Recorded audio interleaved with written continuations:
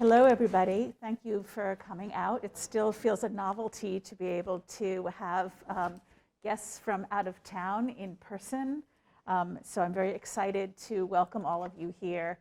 My name is Judith Zeitlin, and I'm going to take off my mask since I'm at the podium. And I am a professor in the East Asian department, also in theater and performance studies, and chair of the China Committee of the Center for East Asian Studies. Tonight's event is part of the annual Center for East Asian Studies lecture series and is co-sponsored with the University of Chicago Library. This series provides students, faculty, and members of the community an opportunity to interact with academics who are at the forefront of Chinese, Japanese, and Korean studies in the United States and abroad. And I should expand that now because we are also inviting distinguished speakers in Asian American studies and in diaspora studies. These distinguished visitors are determined by the 3 faculty committees for China, Japan, and Korea housed within in the center. And this lecture series invites distinguished scholars to present a topic that focuses on their latest research and draws upon their expertise and knowledge in their field. I want to thank, as always, our immensely capable team of, at the center, of Abby Newman, Connie Yip, Hyunjin Schubert, and Myra Sue. Before I introduce today's very distinguished speaker, I wanted to alert you that we have several more speakers in this series this spring, and our next speaker will be Professor Andrew Jones from Berkeley on April 28th. And he'll be speaking on He Ying's Pagan Love Song. There's a list of the upcoming speakers over there on that table there, where you can also get CEAS swag. And so you should go and take a look at the QR code or at the list of upcoming speakers.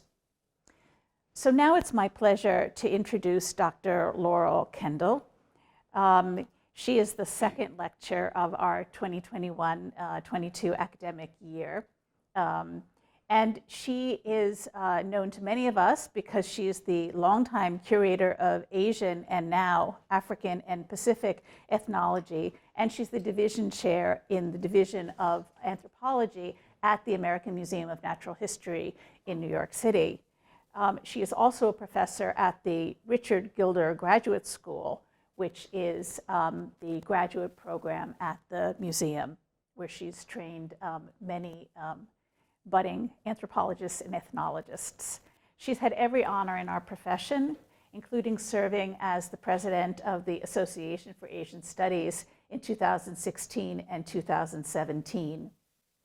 Her interests are very broad, but I guess she's best known as a specialist in Korean popular religion. And like many Koreanists of her generation, she got her start through being stationed in Korea through the Peace Corps in 1970. She received her PhD in 1979 in anthropology from Columbia, and she's been at the Museum of Natural History since 1983. She's especially well known for her path-breaking research on rural female Korean shamans, on which she's published widely. I'm just going to list, she has a very, very long CV, and I'm not going to, couldn't possibly list even all the books that she's published or co-published or the exhibitions that she's worked on or the multiple articles that she's published. But I'll just give you a sampling of some of her titles related to shamans. So she did Shamans, Housewives, and Other Restless Spirits, Women in Korean Ritual Life in 1985, followed by 1988, The Life and Hard Times of a Korean Shaman, of Tales and the Telling of Tales. And then jumping ahead another decade, 2009, Shamans, Nostalgias, and the IMF, South Korean Popular Religion in Motion, which looked at some of the changes that had occurred from when she started studying shamans and doing her fieldwork in the 70s to the sort of huge economic boom in Korea and how that affected shamans' practices. Hint, they didn't disappear. She is also very interested in material culture and has been working on things related to shamans and material culture and popular religion generally. So I'll just name another book on Korean shamans, God's pictures in Korean context, the ownership and meaning of shaman paintings from 2015. The work that she's also worked, as you can see, most of the shamans she's worked on are female shamans, and she has a very strong interest in gender in the Korean context and in East Asia and South Asia more widely. And so she has a book from '96 called Getting Married in Korea, of Gender, Morality, and Modernity. I first got to know Dr. Kendall when I was doing research with Yuhang Li for an exhibition that we had at the Smart Museum called Performing Images, Opera and Chinese Visual Culture. And one of our first and one of our strongest supporters for that exhibition was Dr. Kendall. So we made a couple of trips to the Museum of Natural History. She knows that collection backwards and forwards, so I do urge you, if you want to know anything about the collection, that you should ask her. And that was really sort of one of the most fun parts of doing this exhibition. We also have a mutual interest related to that in Bertold Laufer, who built up the China collection at the Museum of Natural History when he was sent on expeditions to China in 1902. And then he came to the Field Museum here in Chicago and went on 2 further exhibitions in 1908 and 1911. And so there's a lot of connections between these 2 collections at the Museum of Natural History and at the Field. And Dr. Kendall has written some fascinating articles researching these expeditions, and Bertold Laufer generally. I know that she just went to the Field this morning and had a chance to see the Cyrus Tong Hall of China, which she hadn't seen, as well as other exhibitions at the Field. And we were just talking in the car on the way over about her impressions of the Cyrus Tong Hall, since the Museum of Natural History's Asian Hall has not changed since forever. And at one point, I was involved in a conference, in a kind of workshop she held to try and rethink that Asian Hall, which apparently has been tabled for now. So she's very interested in these questions of how do you do exhibitions on anthropology in the 21st century, and has thought deeply about it. But what she's talking to us today is part of her most recent work on popular religion and its material manifestations in East and Southeast Asia. She's, as I mentioned, she's a Koreanist. Of course, she's worked on China, but she's of late been really interested in Southeast Asia, specifically Vietnam, but also Bali and Myanmar. And so she's going to be speaking to us about something from her most recent book, which called Mediums and Magical Things, Statues, Paintings, and Masks in Asian Places. And here she is looking at the production and consumption of sacred objects in contemporary market economies, and describes in this book how material images, like the bodies of shamans and spirit mediums, give material form and presence to otherwise invisible entities, and how sometimes these objects are understood to be enlivened, agentive, on their own terms.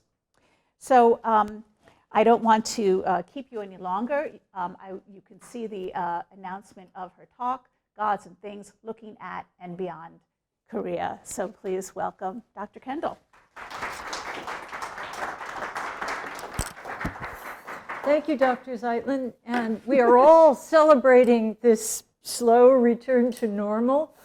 And it's wonderfully novel to be a visiting lecturer again. And very, very happy to be here. Okay, this talk, as noted, this talk introduces a comparative project. I will be looking at Korea, but not just at Korea. Vietnam is part of the story, some words about Myanmar, and also Bali, Indonesia. The project resulted in a book with Burmese nut spirits on the cover. It addresses a challenge posed by anthropologist Webb Keane. Anthropology, Keane says, is an innately comparative discipline, and yet most anthropologists writing today are perfectly squeamish about making explicit comparisons. We are embarrassed by the inscriptions of our Victorian forefathers and not happy with the supposedly controlled comparisons of mid to late 20th century anthropology, a bid to be scientific with what were, in the end, apples and oranges, not sufficiently contextualized to the particular trees and the particular orchards in which they grew. If I could redo anything in my first book, I would eliminate the final chapter, where I attempted, in a manner acceptable to the structural anthropology that I had studied in graduate school, to make a gendered comparison of rituals, gods, ghosts, purity, and pollution across Korea, in fright quotes, China, in fright quotes, Japan, in fright quotes, in ways relatively innocent of the historical, geographic, and class variation within Korea, China, and Japan. It was the big statement I needed to make at the time, what I needed to, that hook I needed to get that book contract that I really needed to advance my career. But in retrospect, it was a huge mistake. I will stand by the rest of the ethnography between those covers, but chapter 8 is an embarrassing overstatement. And the artifact, I would say, of another time. What then could it mean to do something blatantly comparative in the new millennium? I have worked with Korean shamans since the 1970s, and I have continued to write books on this subject, as noted. The project that I'm going to share with you this evening begins in Korea. The Munshin who are at the heart of my work are, we can call them shamans, not just spirit mediums, but shamans, by classic definition, masters of the spirits. While a medium could be considered as something like the spirit's puppet, possessed, entranced, taken over, Munshin are agentive, as shamans are meant to be. They are expected to, I'm getting used to the particular configuration I'm seeing on the screen here. Their primary work is accomplished through a relationship with the gods that they have to actively maintain and nurture, and through this relationship, they are able to purge unclean forces, mollify gods and win their favor, do divinations, do minor exorcisms, pray on behalf of their clients. They are doers, they are not passive vessels. The primary work that they do is accomplished in costumed rituals called kut, where they are empowered to make the gods and ancestors a moving, speaking presence. The gods of the shaman pantheon are invisible, but they become visible. They become visible presences in two primary ways. Through the Munshins, manifesting them as costumed presences in kut. They become mobile, they become vocal, and this is a temporary presence, an encounter that disappears when the drumming stops and the shaman takes off the costume. And they are visible in the images that hang above the Munshin's altar, immobile and to our ears mute. More constant, but as we shall see, not completely constant. The paintings were backdrop to my first field work in Korea, but I did not have occasion to think much about them. Beyond understanding that these were sacred objects, consecrated to the Munshin's work, and things that an ordinary person should not touch. I did hear a story once about some paintings of old gods that a retiring shaman brought to her sister, to the shaman, the Munshin I write about as Yongsu's mother. And the gods had supposedly indicated, both to the retiring shaman, we'll call her Chatterbox, and to Yongsu's mother in dreams, that they wanted to go into the new shrine. And they had been spotted entering. Well, were they there because they wanted to live there, or were they just making a visit to their fellow gods and goddesses? The sister, Chatterbox, really wanted to retire. Her son didn't like it that she was a shaman. She wanted to give it up and live with her son and daughter-in-law. They held a proper kut. The gods and goddesses said, yes, we'll be here, we'll be happy here.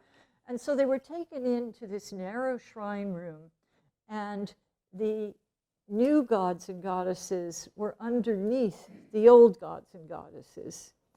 And what one does in a situation like this is one waits for a couple of months and sees how it goes. Well, it didn't go well.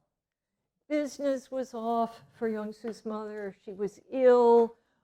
She began to have troubling dreams. Now, in one of her dreams, some clients came to her for a divination.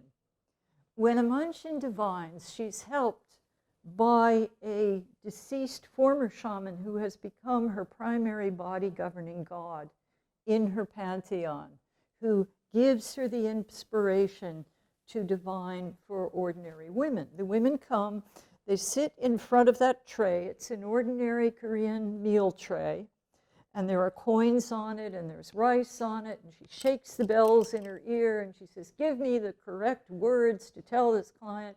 She spills rice, she spills coins, she sees configurations, she asks questions, she builds up a case history. And says, is this what's going on with you? Well, you should do thus and such ritual action to take care of it. Well, on this occasion, it was 3 women who came to the house in the dream, that she's dreaming. One woman sits at the tray, the other 2 lurk in the corner. And she says, won't you come and sit down, please? You know, she's being the gracious hostess. And they say, no, we'll just stand here. And in the dream, she feels very uneasy as she begins to shake the bells and spill the rice. And suddenly, one of these women in the corner strides over, grabs that tray, upends it, spills the rice on the floor. The rice that belongs to Yongsu's mother's body governing god. And she feels horrible, and she wakes up feeling horrible. And she goes into the shrine room, and she sees that the paintings have fallen on the floor and stuck together. And she telling me this story way back in the 80s, she says they'd been fighting. They'd been fighting. Who'd been fighting? You know, Korean syntax didn't tell me whether it was paintings fighting or gods through the mediums of paintings fighting. And I didn't quite know what to do with this story, but it remained like an unscratched itch.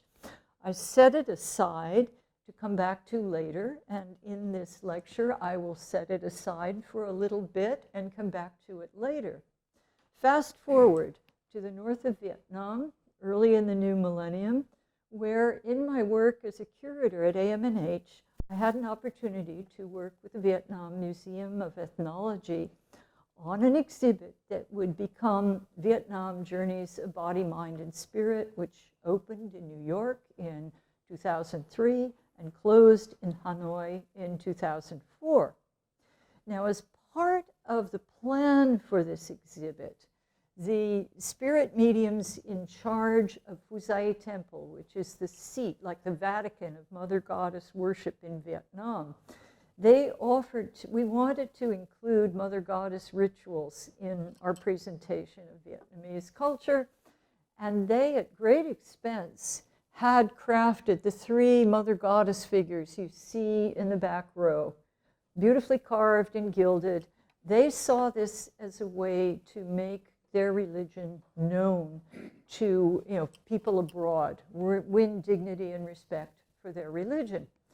We didn't really understand the depth of their motivation or what the statues represented. In fact, when I was shown what I thought were the statues, I was shown the wrong statues, and they were kind of a mess. The statues I saw, oh really?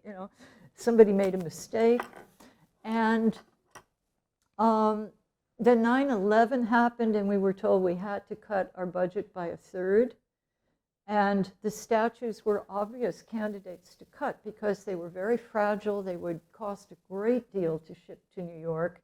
And I was still thinking that they weren't these beautiful statues, they were ugly statues. So we went ahead, and we had to cut space, and they were big statues, and we couldn't fit them in with an altar presentation. These are sad choices you make in the life of a curator. And if you know more, you might not make those choices. You might make other choices. As we worked on the exhibit, though, we realized we really needed good images of the mother goddesses. And the temple keepers of Fuzhai Temple, a married couple, they were not happy when they heard that their statues were not going to New York. And the wife, Madame Zhu, she agreed to come and have a conversation with us, come to Hanoi and sit down with the research team. Now, in anticipation of her visit, the conservators realized that the statues had gotten dusty in storage, and they brought them out and they put them on a wooden platform, and they were cleaning them very diligently, very conscientiously. They were trying to do good work. And we were all realizing what wonderful statues these were, and we're so sorry that we hadn't put them in our budget. And Madame Zung arrived, and she walks over to where the conservators are working, and she flips out. She says, "On the floor. You put them on the floor. How could you put them on the floor? Would you put Ho Chi Minh's image on the floor?" And we were just so apologetic. We realized that these statues meant something more to her than just statues. Now, my Vietnamese colleagues understood, as I did not yet understand, that statues in temples are animated with the souls of the gods, that they are presences. But they also understood that these were just statues. These were not animated. And yet, to the temple keepers, they meant something more than just statues. Now, we were encouraged. We were troubled by this incident. We apologized profusely. We felt there was something more we needed to learn. And then lo and behold, in that era, the Werner Gren Foundation really wanted to fund collaborative research in Vietnam. We had proven that we could all work together. And in consultation with the staff of the Vietnam Museum of Ethnology, we decided to do a research project on sacred objects in their collection.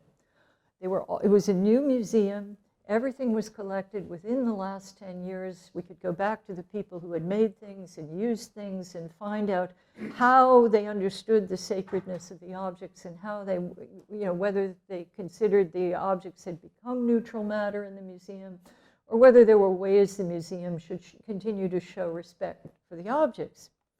So as someone who had studied Korean shamanism, I was really intrigued by the Mother Goddess religion, because this was another tradition, although they were spirit mediums and not shamans for the most part, where gods appear in sequence, where the same five element colors appear, where people are dressed like antique courtiers, albeit the court costumes of Vietnam and the court costumes of Korea are different. I really wanted an excuse to work on this. And with two young researchers from the Vietnam Museum of Ethnology staff, we chose the Mother Goddess statues as our MacGuffin, our starting point for our research on sacred things. We went back to Fuzhai Temple. The temple keepers were very, very gracious to us. Ong Dong Duc, the gentleman in the white shirt, sent us to the carver he had commissioned to carve these statues, sent us to the man who had applied the gilt. We found other carvers. We talked to spirit mediums and temple keepers. We talked to people who sold statues. We talked to ritual masters who enlivened statues. And through that process, we got a sense of the nature of the work. This And now when I met with the carvers and when I met with the mediums and when we began to ask our questions, I would tell them the story about the paintings back in Korea that had fought with each other and fallen to this floor. And I think this caused a certain amount of relief on the part of the people we were talking to, because first of all, in Vietnam, Korea was the modern, booming, successful model of an economy, what Vietnam would like to be.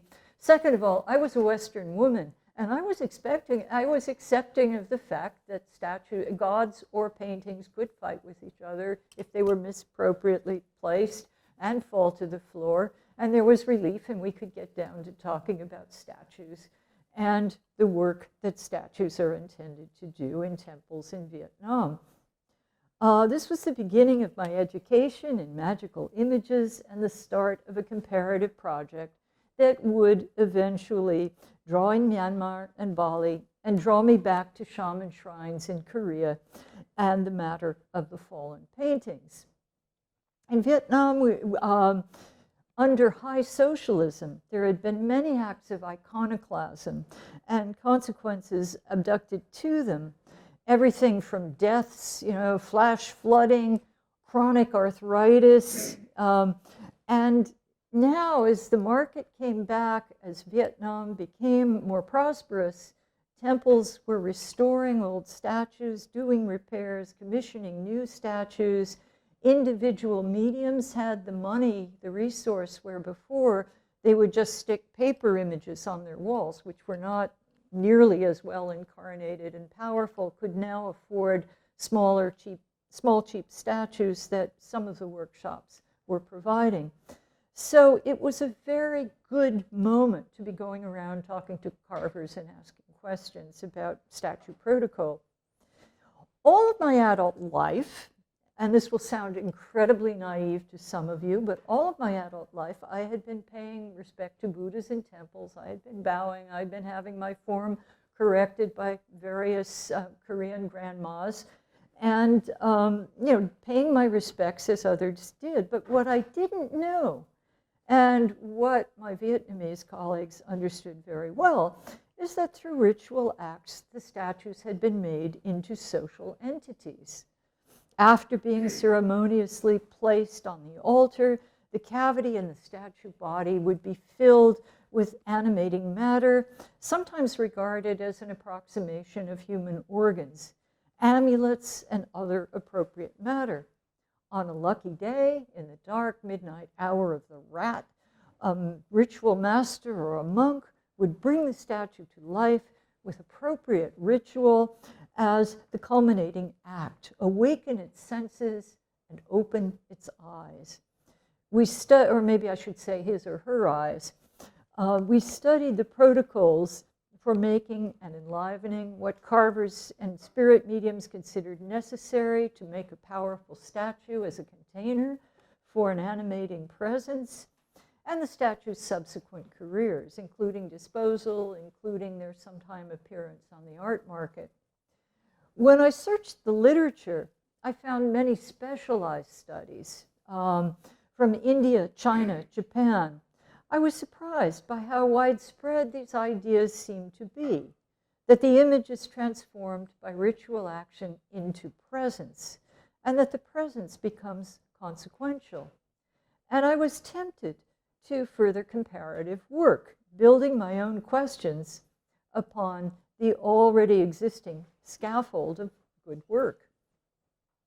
In Myanmar, I joined forces with Aaron Hasanoff, an AMNH research associate of AMNH and former PhD candidate. I'd been on her committee, and her field assistants, Pipitan and Otete Win, to interview spirit mediums and carvers. In Bali, I have had the pleasure of working with Dr. Niwayan Pasek Ariati, a scholar of religious history and a veteran field worker. In Korea, I've usually been a solitary anthropologist, working sometimes with a field assistant, but I was learning the pleasures of real teamwork. And when I returned to this project, I joined forces with Dr. Jong Sung Yang, a folklorist, and Professor Yilsu Yoon, an art historian, both of whom have had very interesting things to say about shaman paintings and their own different experiences. And they also found my take different but interesting. Like, who would have thought we should go and talk to the people in the shops who sold things to shamans today? And who would have thought that we could interview collectors about their experiences? They, of course, had the networks to the collectors, and that worked very, very well. And we brought out a jointly authored book. All of these collaborations produced co-authored papers in English language publications, including that one book on shaman paintings. And they became the cited pieces of a patchwork quilt that would become mediums and magical things. And because it had worked so well for me in Vietnam, when I met with the carvers in Myanmar, I would tell the story of the paintings that fought each other and fell to the floor. And in my conversations with the mask makers I subsequently talked to in Bali, this was legible stuff, as was the general lore about carving workshops and purification protocols enjoined upon carvers who were doing serious work.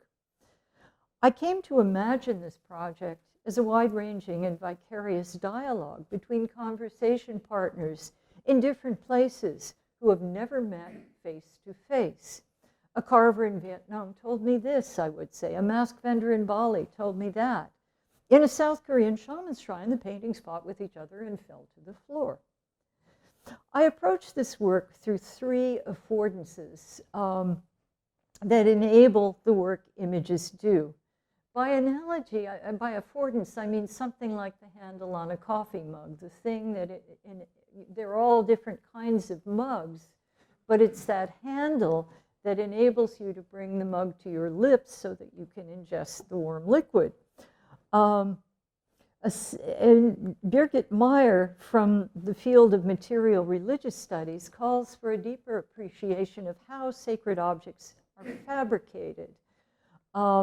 An affordance that spans what we might think of as the Catholic world, originating in but no longer restricted to Europe, and the Hindu Buddhist world. Throughout this vast Eurasian geographic span, statue images are made for religious purposes, are made in workshops. A commission is given over to a master carver, and this is a matter of trust that they will do good work, and this work will be consequential for those who are commissioning it. But, and this is my second affordance, there is a significant difference between religious statues in the Catholic world and religious statues in the Hindu Buddhist world. Catholic images, technically they're called sacramentals. Their work is agentive, but it's not an agency of presence. It's an agency of inspiring prayer, enabling the reception of grace. But they are not, or are not supposed to be, idols. When they show signs of life, and sometimes they do, they are considered, they bleed, they sweat, they fly between altars. These stories abound. When this happens, they are either considered miraculous or theologically problematic, or some concatenation of both. In the Hindu Buddhist world, images are made to be inhabited by gods, and trying to find that cursor to lower my text. All right. Anyway, the final affordance of my 4 cases is that under the very broad umbrella of sacred images that are infused, that are animated, that become presences, within some traditions, some images work in conjunction with spirit mediums or shamans. This is a doubling of the well-crafted image and the mobile body. This happens in Korean Kut. This happens in Lendong, in the Mother Goddess religion of Vietnam. This happens in the Nat Pue in Myanmar, performed by a Natja. Or in Balinese Odalan, temple festivals, where the mask image covers and subsumes the identity of the medium, a blending of images and the mobile body of the medium who sprints through the temple and then through the town. My work was not a controlled comparison. I sometimes thought of it as an out-of-control comparison, as will become evident. It was the unexpected answers to otherwise legible questions that made the project interesting.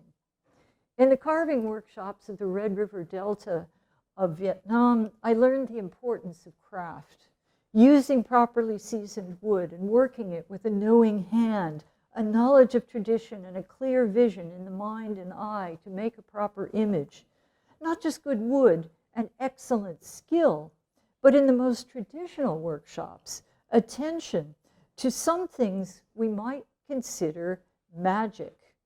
The wood is cut on a day and hour set by the lunar almanac, after sending out any ghosts that might have crept into the old wood. The carvers have to keep their shirts on, even in the hot winter, to show respect for the work they're doing. You can't hang laundry over the statues. Menstruating women shouldn't touch the statues, and so on. Now, of course, not all statues on the market are made according to these protocols. A vendor in Hanoi's Ham Quat Street, it's a street full of ceremonious goods, she defined for us 3 very specific categories of statues. There are those that are bought off the shelf. This is like ready-made clothing. And then you have the ritual master do his work. There are those that are commissioned, maybe through the shop as an intermediary to the workshop. You know, we need such and such deity, and this is how we want the deity to look. And then there are the very traditionalist workshops where, you know, offerings are made, prayers are offered, the commission is requested, and all of the traditional protocols apply. Now, many young spirit mediums say the cheap ones, the ready-made ones, they're just fine because it's the ritual master who does the work. It's the ritual master who causes the presence to be there. There are old temple keepers who spend a great deal of money on traditionalist workshop images, and they say, no, it's dangerous. Ugly statues cause bad luck. It's got to be made properly or else. And the most expensive statues are then used, should be used.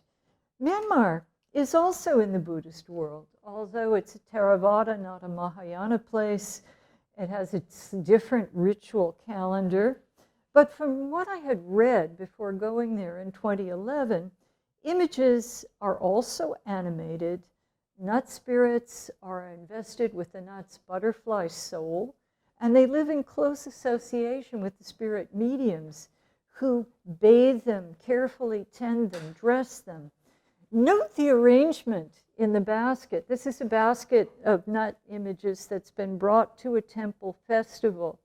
And they come to the seat of the nut, the main temple, and while they're there, they get irradiated again with the presence of the nut, and they go home and they do their work.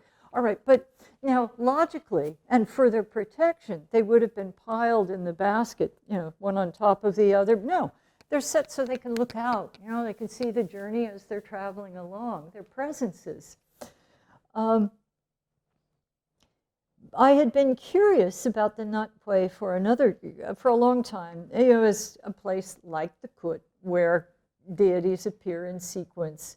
And I wanted to see if the workshops that carved the medium small wooden images were attentive to both magic and craft as they had been in Vietnam. Now, the carvers to whom I asked these questions were somewhat confused because, you know, on the one hand they said, oh yes, we can follow, you know, depends on what people pay. we'll follow the Buddhist precepts. You know, we'll do without meat, we'll do without liquor, we'll do without sex, we'll do this, that, and the other thing. But they were confused because that's the kind of thing you do when you carve a Buddha. And you don't usually do that when you're commissioned to carve a nut, which is much cheaper, much cruder. It's a personal request from a spirit medium. It's not a community getting together and saying, please make us a Buddha to protect us in our temple. And this was of great interest to me. I had to mull it over. You know, who are the nuts in relation to Buddha? And if you read about Burmese religion, of course, the nuts, like the, you know, somewhat like gods in Korea and mother goddess figures in Vietnam, are people who died young, often died badly. The classic nut story, they died suddenly, violently. They died without being able to contemplate, you know, to be in the kind of headspace that would liberate them. So they rattle around the world, and they really make trouble, you know, but they can help you out if you make nice with them, if you make offerings, if you're a spirit medium, or you go to a spirit medium and ask them to help you out. And the nut have a particular function because the Buddha is up there, meditating, pure, powerful, very sacred. You're not going to go to the Buddha with worries about your love affairs or your business or your family problems. The nut are approachable. They're close to this world. This is very basic to popular religion, what one finds with the gods in popular religion. So the nut live close to the medium, and the nut, you know, something the individual can afford. They're cheaper. They're carried around, they're carried to rituals, they get banged up a bit. It's not that they're meant to deteriorate, but that they're meant to be accessible. And they're tended. These are a couple of very well attended nuts. The hair often comes from the medium himself or herself. Wow. It's their own hair, and it's shampooed before a festival. And the statue is lustrated. And in this case, the medium could afford it. They were freshly gilded, you know, all made up pretty for the festival. And what they're wearing, he was very proud. These are, their clothing is made from remnants from a big-timey designer in Yangon. So there's a very intimate relationship between the accessible but of lesser materiality of consequence than the Buddha images, which are very, very sacred and very, very serious in Myanmar. And that has to do with who nuts are and how they live in association with spirit mediums. Okay, so Vietnam, Myanmar, and I was ready to go back to Korea and learn more about the images and gods that had been fighting and fell to the floor. Of course, now once we turn to the Munshin shrine, we're talking not about statue bodies, but about two-dimensional paintings on laminated paper, and sometimes even cheap, garish, mechanically reproduced prints. When Munshin install Buddha images on their altar, and this seems to be a relatively recent practice, they mimic Buddhist eye-opening rituals, which are done, you know, all over Korea, serious temple stuff. If it's a shaman, she might go to a Buddhist supply shop and get the proper prayer and put on a gray monk's robe and do it herself, or she might commission a monk. So I thought it was perfectly logical, based on what I thought I knew, to say, when do the gods go into the statue? And is there a special ritual for this? And I encountered a certain vagueness. The shaman said, there's no ritual. They're there when we see them. They're there, you know, when we're aware, when we intuit it. It should happen in the initiation ritual. The gods should become a presence seen by the Munshin. And I realized that Diana Lee and I had actually captured such a moment on film. We'll see if this works. the film going to work? Maybe not. Okay, I'll tell you what happens. There's this poor young initiate, and she's trying really hard to feel the gods, feel empowered by the gods, so she can speak for the gods. And the shamans keep telling her, you're the one who's got to make it happen. You're the one, you see them, you speak for them. And she does a little bit, and then finally, at the climactic moment, she's supposed to climb up on fodder chopping knives. And from that top, she's supposed to burst out with divinations. And we're all really, really worried. And she dances, and the drumming happens. And then she gets there. She suddenly is going to go for it. And she climbs up on top, and she's sobbing, and she's pounding the wall. And she says, they're here. They're all here. They're all, the knife-riding general is here, and everybody. And she comes back down again, and they tell her to go in the shrine and bow and pray. And they say, well, of course they're here. It really would have been a disaster if you'd gone all the way up there and they hadn't been there. But like so much in Korean shaman practice, it's all a bit ambiguous. The gods might not arrive at all. The initiation fails, the paintings go back to the shop, and this is fairly common in South Korea. Or a charlatan Munshin. She doesn't really see them, she doesn't really feel them, but she carries on as if she did, and only the other Munshin know that there's something in her paintings. Or the gods just might not be strong enough to truly empower the Munshin. That seems to be what happened with our poor initiate. She got up there, she felt inspired, but it just really wasn't happening for her. She didn't feel inspired to the degree that she could get out there and divine for other people and do their work, and she fell away from the practice. Or a Munshin might offend the gods, as Yongsu's mother did when she brought the new gods' paintings into her shrine, and things go south. And she may be able to write it, or she might not. They may be very offended by some, heinous impurity, and leave altogether. Leave the Munshin with silence. Now, when Yongsu's mother described later, years later, when I had a better idea of what we were talking about, what had happened when her gods were angry and things weren't working.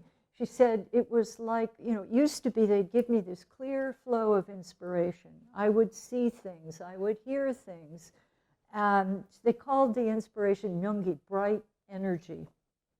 And when things were going bad, she described something like television static, an unclear transmission, and which she was able to make right.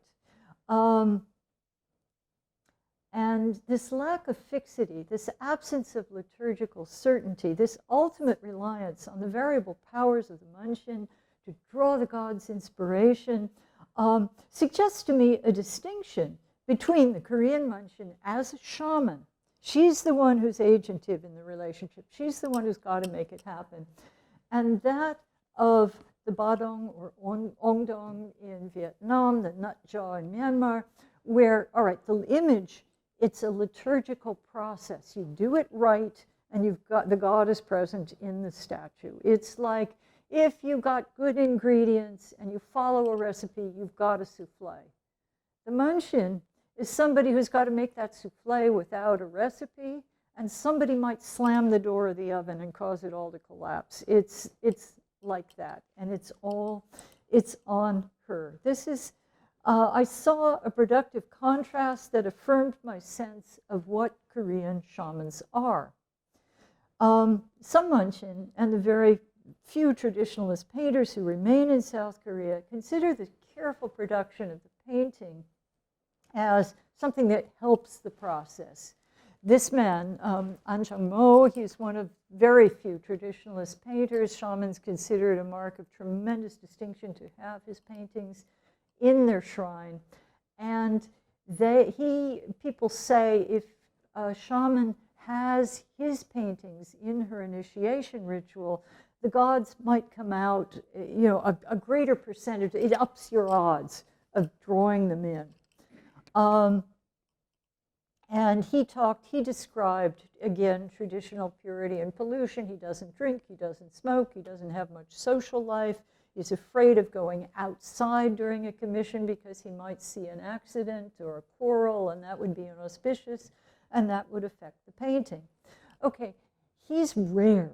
I interviewed 2, I heard of maybe 2 others who are this kind of person with a deep inspirational connect to the shaman world. Since the 1970s, most shaman paintings were made in workshops. They were made according to standard patterns. And they were still considered, they had to be good. People would say they have to replicate the shaman's vision. If the robe was blue, the robe should be blue in the painting. If the robe was white, the robe should be white in the painting. And people who don't know anything, they mess it up. Sometimes the shop proprietor is the intermediary who sits with the client and says, what did you see? And here's what it should be. But the shamans will say, you have to have it real. Ultimately, at the end of the day, it depends on the shaman. If the shaman has a strong compatibility, a strong hobby with the gods, they can work with any old painting. They can work with a poster-like painting. They can work with a photograph. It's ultimately them, because throughout their career, they're the ones who are making prayers in front of the paintings. They're the ones who go up to sacred mountains and pray and then run back to their shrines. It's like they're recharging their batteries, and then there's more strength in the paintings in the shrine and the inspiration coming back to the shaman. It's like kind of an electrical circuitry. If we think of the statue as like a statue body, we might think of the painting as something like skin that dead skin gets slowed off. Paintings get dirty, they get covered with smoke, they get chewed on by rats. Korean shaman gods like clean things, so the paintings can be removed. They tell the gods, go away for a while we clean house. The paintings are burned, new ones are installed, God's invited back in, everybody's happy, except the collectors nowadays, who are very sad that there are so few old paintings that remain in the world, which of course ups their market value. The success of a kut, then, is very much a matter of the connection between the Munshin and her gods. If she enjoys their favor, if her gods themselves are powerful, then they send her good inspiration, and she gives compelling divinations, and she is able to turn things around, and the kut is said to be very effective, and the shaman's reputation and the god's reputation, the gods associated with that shaman, their reputation grows. And the reverse, of course, if people feel her kut don't work, her gods are not that good, and so on. So now, as an elaboration, so this again is the agency of the shaman, the doer who has to work to maintain the relationship. And this was something I appreciated much more deeply, having gone to Vietnam and looked at statues and mediums, having gone to Myanmar and looked and talked there, and then come back and thought about, well, there's something different here. There's something different that came to me when I said, is there a ritual for this? And she said, no, we're the ones who make it happen. As a final indication of this kind of this phenomenon, as an assertion of the strength of the shaman, let me give you a final comparison with Bali. A brief contrast between the expectations of divine manifestations by Munshin in Korean kut and the spirit entities who inhabit masks worn by mediums in Balinese temple festivals. In Bali, local tutelary gods called Sesuhunan go to ground in the temple masks that have been carefully carved and ritually animated according to existing protocols. These are the protocols of the Hindu world, but very, very, very similar understandings. The masks of particular temples gain renown as particularly powerful Sesuhunan, And the carvers, of course, have renown as people who make these wonderful masks. This is a mask known in the town of Ubud as Jiro America, a Sesuhunan who resides in the private temple of the former rulers of Ubud. The mask is famous for propelling Jiro America's medium on long itinerating journeys around and beyond the town of Ubud, and spotting out and neutralizing practitioners of black magic. And there are huge crowds that go along following, some of them falling into trance. I saw Jiro America in action once and heard many accounts of other occasions and have seen them posted on social media. This is the world we're living in. On that occasion, all right, the mask appeared, we're all waiting, and Jiro America appears on the topmost courtyard of the temple at the head of the ladder, appears out of sequence, too early, in fact. But that's because the inspiration grabbed the medium grabbed the mask, and emerges fully masked into public view, dances, sprints out of the temple, and all of these guys in their proper ritual dress that they have to wear to enter the temple, go sprinting after Jiro America, and they will go around for the next several hours, making a wide circuit around the town of Ubud and around into the surrounding countryside. Okay, so that was exciting. And I got back to my hotel early in the morning in ritual dress, so everybody knew where I'd been, and they were telling me what they'd heard. Their buddies had posted to them on social media because they were working and they couldn't go out themselves, and everything was very exciting, and I wanted to interview the medium. So I had a field assistant who had some contacts in the former ruler residence, and we got a name that people thought was the medium who had carried Jiro America's mask. And we spent an afternoon tracking this guy through the countryside because he didn't live in Ubud. And when we finally got to him, he said, no, that wasn't me. That wasn't me at all. That was somebody else. And, yes, later the people who worked in the site told us, yes, it was somebody else. Now, that would never happen in Korea. The Kut is always identified with the shaman. It would be impossible to imagine a Kut where you don't know who the shaman in charge is.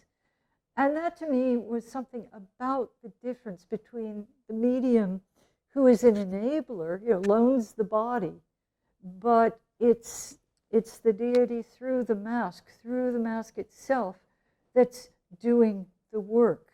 And the medium, in all of these traditions where I've used the word medium, is like a puppet controlled by a divine puppet master. Not so the Manshin, who is engaging with the gods in a shamanic way. And again, I would not have seen this if I didn't venture tentatively, hesitantly out into presuming to try to do comparative work. Now, the aim of this journey has not been to make a typology or, heaven forbid, a particularly Asian interpretation. Rather, it is to present a wide-ranging conversation enabled by some broad generalizing principles about materiality and magic among mediums and shamans, carvers and painters in my 4 examples. As I moved through them, things learned in one place could be productively upended in another domain of popular religious practice. That what I thought I knew after talking to carvers in Vietnam got qualified in Myanmar, where you're carving nets, you're not carving a Buddha, thinking about the paper image, and that's so much more temporary than a statue image in relation to what shamans and shamans' bodies are supposed to be doing in Korea. Had I not used what I had learned in Korea to make questions posed in other places that generated new questions and some surprising answers back in conversation with Manshin in Korea, I wouldn't be here. It was less a comparison than a dialogue. And speaking of dialogues, I would like to end this presentation with gratitude to my research partners and to thank you all for being here. And if you'd like to know more about the cases I've been describing, Korea and beyond, let me shamelessly recommend the book and the discount code. Thank you.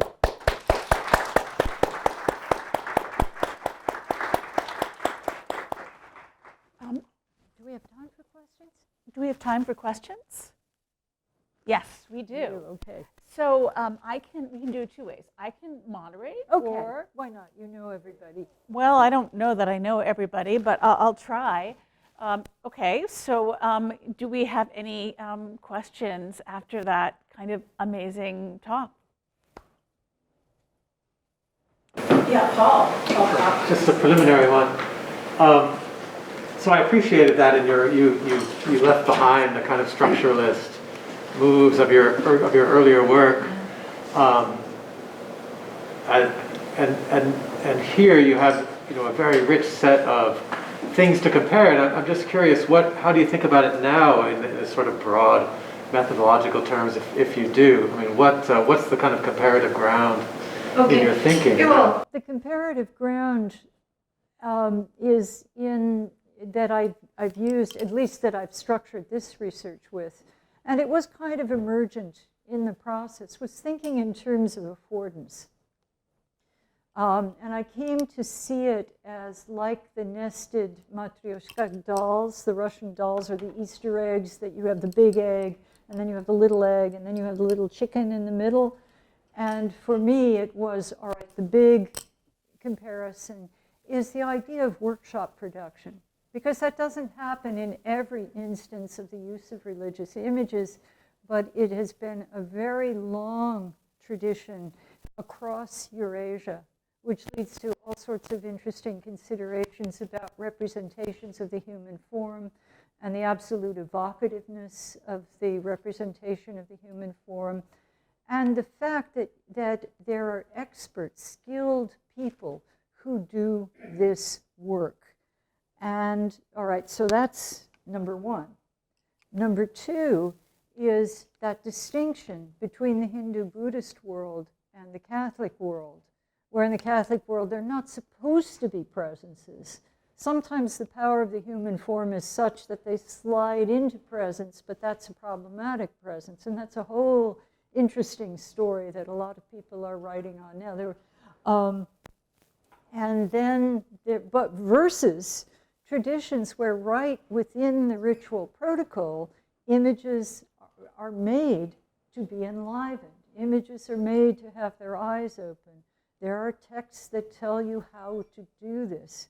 And that affects how you treat the potentiality of the image. Now, within that world, some more than others, stories of living Buddhas in Japan and so on who have more power than others. There's always, because again, it goes back in part to the workshop and in part to the will of the deity. There is a sense that some, just like some cars have better engines than others. And so that's affordance too. And then the bottommost affordance is, what does it mean when the image is inextricable from the practice of a tradition of spirit mediums or a tradition of shamans in particular places? I mean, you don't find this with shamans in Siberia. You don't find this with spirit mediums in Africa. But within these traditions that are encased within the notion of enlivened image, within the long history of workshop production, then what happens? And that's where the differences become interesting. But as I said, uncontrolled comparison, there's nothing, I don't want to set it up and make it so predictable, this works and that doesn't work. It's more in the sense of conversation. What someone says that doesn't quite fit what you think you've learned in another place. I don't know if that satisfies you or horrifies you, but that's what I did. Yeah, Kyung-hee and then Hung. Thank you for the fascinating presentation. I was very thrilled by your investigation through which you could actually see the particularity of a Korean case by conducting a comparative method. My question is, to what extent do you leave the room for historical trajectories associated with the sacred things? Okay. As far as I know, Korean shamanism has been always marginal or secondary to other dominant official religions. And especially the Korea period was high, but then the shamanism take force from the Buddhist legacies, and then in Joseon period, it is very much suppressed. And especially the colonial period suppressed. Park Chung-hee dictatorship suppressed. And there are a lot of historical kind of impact on the force of shamanism, even within Korean history. So if you allow certain historical explanation for Korean case, how do you leave some comparable kind of room for other traditions, and how do you make them in conversation? Okay. Well, what if you're talking about how, popular religion in general, I think we can say that apart from Bali, where we're talking about things that were always, very central to Balinese religiosity and very closely associated with the courts of Bali traditionally. Okay, so Bali's the outlier. But if we're thinking about Myanmar, if we're thinking about Vietnam, if we're thinking about Korea, these are places where, spirit mediums are seen as superstitious. Spirit mediums, what they do is outline, it's suspect, and that is in the nature of popular religion in state societies. And I think that's fair to say.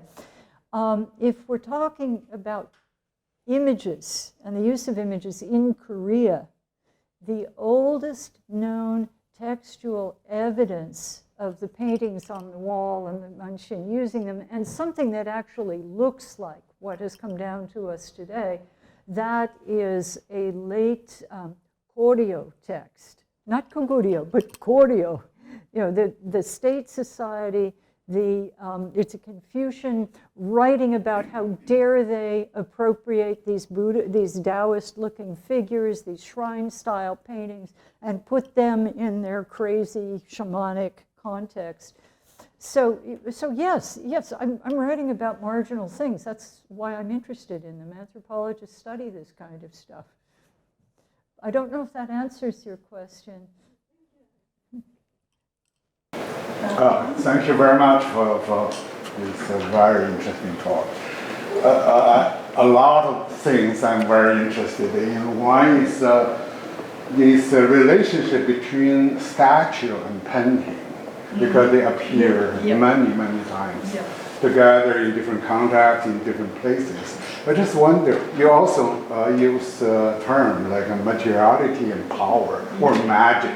Seems there a connection between these material constructs or presence and the power of magical. I just wonder, actually begin to think about the relationship between these two forms, one two-dimensional, one three-dimensional. They occupy different space, one is on the wall, another the altar, whatever. And I believe each place, each tradition, maybe this relationship is different, right? I don't know if I heard right. When you were talking about the Vietnamese situation, you said the painting seems less powerful, or the statue was more, but something like that. Well, it seems there is a hierarchy. Like not just a totally difference, but I don't know if you can say a little bit more about this. What I was saying is that as a material form, and I'm being very careful about this because I don't want to say everywhere you find paintings, they're going to be of lesser consequence than statues. I'm just, my Korean example suggests. But I was suggesting that the painting has, in some sense, less gravitas. It has less material gravitas. It isn't, a statue, if you use the right wood and you season the right wood And we're in a part of the world where wood is governed by 5-element theory, and where a tree, you take the south-facing face of the wood and you carve a statue, and the topmost part, the part that was higher up, is the head, and the part was on the bottom has to end up as the feet.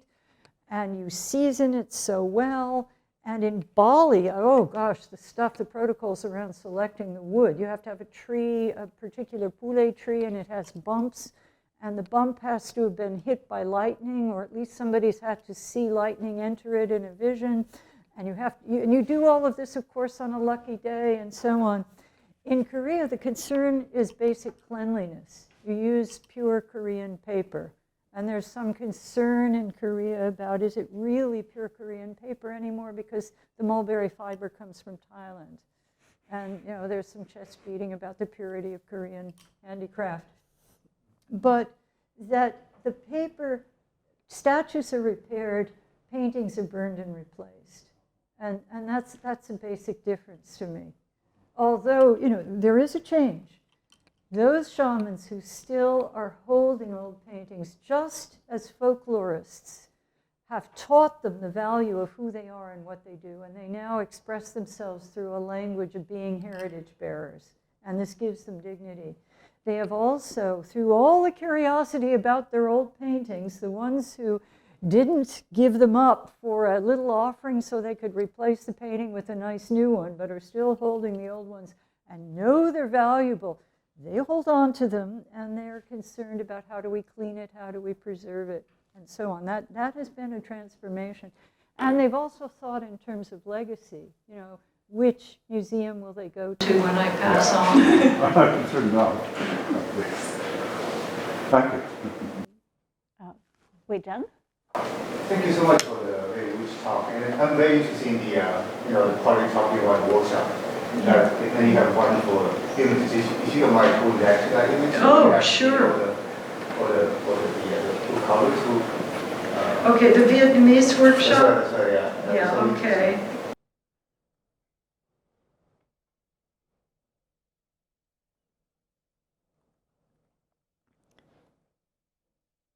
Yeah. And many things we can talk about that we asked about this.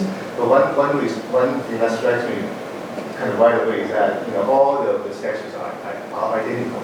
Yeah. They are exactly the same. Yeah. So I just wonder, one is how that tradition was formed. Yeah. Was made, and then also a lot of your discussions about the way that they were carved, made, and made very much related to the Buddhist tradition. Oh yes, absolutely. Right? So I just wonder in different regions, areas in your research, how these two traditions, indigenous and Buddhist tradition, relate to each other with these issues, production. Yeah. Well, no, I think it's fair to say that Buddhist ideas of how there would be no images without Buddhism in the first instance, historically. No two-dimensional images. And in the second, I know underground army, mortuary figures, et cetera, but an image that sits on an altar in a temple as we understand it today, that where we see temple statues, where we see bodies. I was looking today in the field at an image of Lao Tzu, very explicitly, in the manner of a Buddhist statue. It's the life-body form, and very strict protocols of how that body is realized that gives traditions of temple statues and spirit medium statues and so on. The differences, and they're made, the popular religious statues are made in the same workshops. I mean, even in Myanmar, where they say, I'd rather be working on a Buddha because I can be in a meditative state and I can take it very seriously. And the nuts I just sort of knock out for money. It's still the same guys in the same place. It's really coming from the same roots. This very complicated story that I'm not an art historian and I wish I knew more about the human body form. And, is it Gandhara, where west goes east, and then east makes something else of it and elaborates it. But if the Buddha did not go east, this whole tradition would not go east of statues. Yeah, the reason why I'm asking this is it just really strikes me the way in which the statues were built or made and how they built. Very, very Buddhist. Oh, yes, absolutely. I mean, the guys who are carving the Buddhas, they are trained, you know, on these manuals that are found all over the Buddhist world. The body proportion is thus and so. And the difference, what's happened in Vietnam in the statue carving village is after they were allowed to do religious carving again, and there was a sense that a craft village can do what the craft village used to do, and it'll be good for development, good for the market. They trained these guys in Western body proportion. So, and some people say, eek, you know, the goddesses used to have these lovely long hands reaching out to us, and now, no, that doesn't work. You've learned what somebody trained in an art conservatory in the West would learn.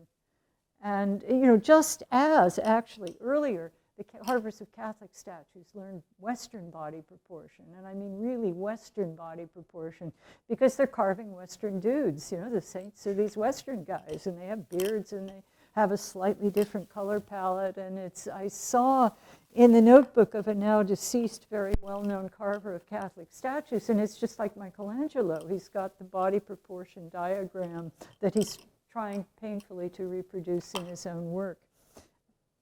Mm-hmm. Yes. Hi, my name is Yoonji Choi, and I'm a fourth-year PhD student in the art history department, working on Japanese and Korean pre-modern crafts mainly. Thank you so much for the interesting talk. I have two questions. First is regarding those colors, like the gold pigment and the very primary colors that are used both on Korean and also Southeast Asian objects. It seems like, for example, like when Koreans commonly think about the amulets and charms, we think about the yellow paper and the red pigment. And I was wondering if there are any connections to, for example, like the five elements, like Oh, absolutely. Absolutely. I don't know if everybody who does this is conscious of five element theory, but yes, I mean, they're wearing the robes of civil officials, you know. So you've got the guys in blue who are literary, and you've got the guys in red who are more martial and have more force and power. You have presences identified with the dead, the land of the Yellow Springs, and they wear the yellow robe. And in Vietnam, the goddesses are very closely identified with the domain of heaven is red, the domain of earth is blue-green, mountains and forests. Earth is yellow, and water is white, and everyone associated with this particular domain of concern, everybody from the Palace of Water, the underlings, everybody shows up in white. And it's very conscious, and it's hard to talk about because the way people have won dignity for these traditions, both in Vietnam and Korea, is saying this is indigenous culture. And don't really want to hear, oh, this comes from Chinese cosmology. Well, you know, this comes from a way of looking at the world that these places have taken and made their own. I see. Thank you so much. My second question is regarding, as far as I know, there are like animals of imagination, for example, like three-headed falcons, or sometimes an elephant-like figure that are known to prevent evil spirits. And I've seen some amulets that have those patterns applied to them. And also I saw like large paintings or sometimes screens painted with these animals. But as you have shown us like very abundant example, I haven't seen any of those cases where these auspicious animals were displayed in the time of the ritual ceremony. So I was wondering how they were actually like practically used during the ceremony, or maybe were they saying like dragons, tigers, three-headed hawks, and so on. And you're saying specific to Korea? Yes. Okay. The gods are people. If a human being starts acting like a tiger, that's dangerous. They've got to be exorcised. You know, it's not these. This is a very human gathering. Now that's decorative motifs. You'll see tigers. You'll see dragons. You'll see all of the above. In Vietnam, there are the mounts of the deities. You know that people from the realm of the earth. I think it's a yellow elephant, and there's a white horse. Oh no, it's a white dragon boat associated with the realm of the water. And these are made in special workshops, and these beautiful paper structures are made, and they're burned. They're all burned at the end of the ritual. And there are people who have done work on these workshops and on this kind of thing. So animals are there. They're just not the central incarnated deity presences. There are explicitly tigers under the altars in Vietnam, and sometimes the tiger might make a brief appearance, but not, you know. Animal possession is very dangerous to a Confucianized way of thinking. People are people, animals are animals. Mm-hmm. Okay, Well, thank you very much. I think so. This was really very enlivening and enlightening. Mm-hmm. And thank you so much. Well, thank you. Thank you.